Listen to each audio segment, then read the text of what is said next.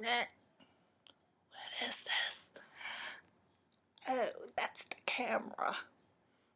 Oh.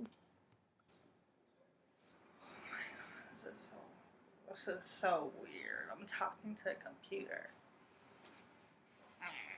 I feel like there should be a person here. But then there is a person here. They're on the other side of the screen. Hey guys! What's up? So, my name is Nova. I am 21 years old. I'm in the big city called New York City.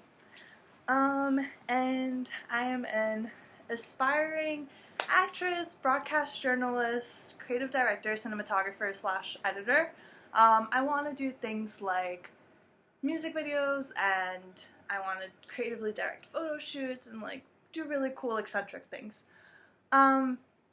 But I've noticed over the years that I have a passion for things such as self-help books, to try to become a better person every day. And I also have a thing for motivational speeches, TED Talks, and other kind of like inspiring contents. And I have like all these quotes around my room, and I'm always journaling, and I'm always writing down my thoughts. And I'm always the person that people go to for advice. So I put together all of these things, and I kind of want to practice giving out self-help tips, because I didn't want to start this channel before I could ultimately say without any hesitancy that I love myself. And now I'm 21, but I'm recently 21 since December 30th. But when I was 20, I just had a whole revelation that year, and I finally learned how to love myself, and I finally came to inner peace and happiness that I've tried to carry out to not only every daily activity, but obviously to my friends, and try to spread that knowledge. Something that has really helped me discover the type of self-love that I have for myself is recognizing myself as my own best friend. Now, what do I mean by this? For instance, if your best friend is having a bad day, are you gonna be hard on her? Are you gonna punish her for feeling the way that she feels? You're not. What do you do when your best friend is sad? You try to uplift her. You try to empower her. You try to motivate her that tomorrow's a new day and it's okay to make mistakes. So using that kind of reference is the type of thing that you have to do in regards to when it comes to talking to yourself, okay?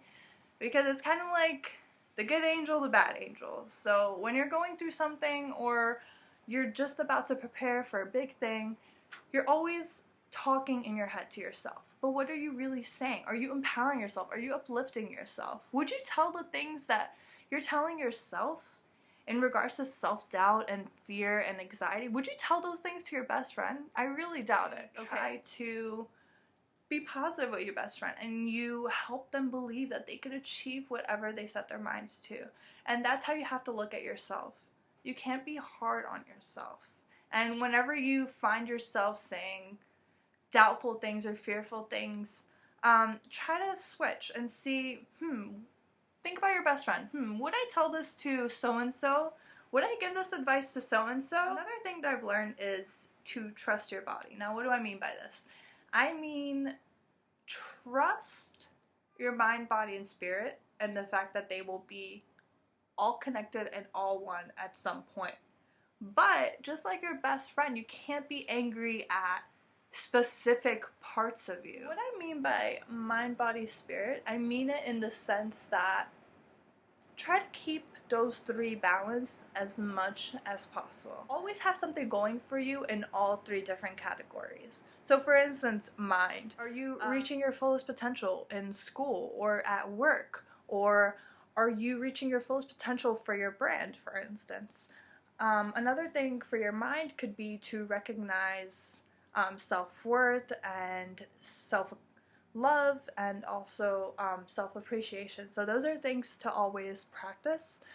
For instance, positive mantras. I once went to this really awesome class, and it was pretty much like a mixture of Pilates slash yoga, and it was all like mantra based, and it was like, I am strong, I am powerful, I am wise, or like, I am free. And like, it sounds, if you're doing it for the first time, it could sound like a little obscure, like, why are these people yelling in a room, I am strong? But you feel so different by the end of the class. And you could bring that kind of energy to your life. Like, before interview, what do you listen to? Beyonce, thank you. Try that. Like, strut right in front of the corporate building and be like, I am strong. I got this. Okay? And like, there's just gonna be a difference in your perspective. In regards to your body, what are you exercising for your body? And I don't mean it just like exercising, like working out and doing things like that. I mean, did you ever take that Beyonce dance class that you've been wanting to take? Did you ever try out that hot yoga class? By the way, I did that recently. Amazing. It's like 5 different heaters blasting in a room, okay? And you're sweating and it's great and you feel energized and great by the end. Also, other things like, what are you physically challenging yourself with? Like, did you ever take that nature hike? So think of the body as like the physical sense of your accomplishments. So did you ever try that nature hike?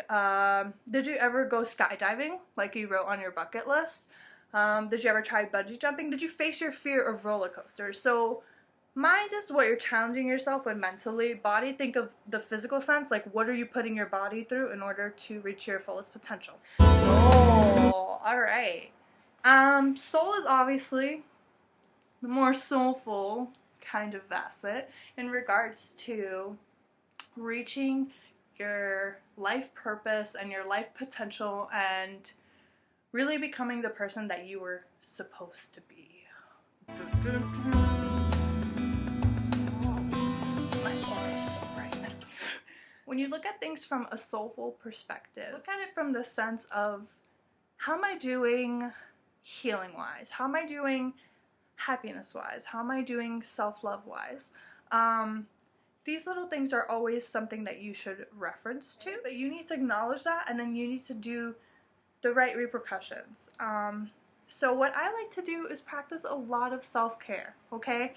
I am personally a recovering workaholic, so it has been the greatest 180 of my life to be like, Nova, stop. You have too many things on your plate, and it's time to not feel burnt out, instead feel energized, okay? I like to schedule out parts of my day and make them necessary requirements for myself. I even have on my alarm clock, it's called me time. It's an alarm clock, okay? That's what I suggest for you guys to do this week. And it could be anything from taking a nice long bath, working on your idea book, reading or rereading your favorite book.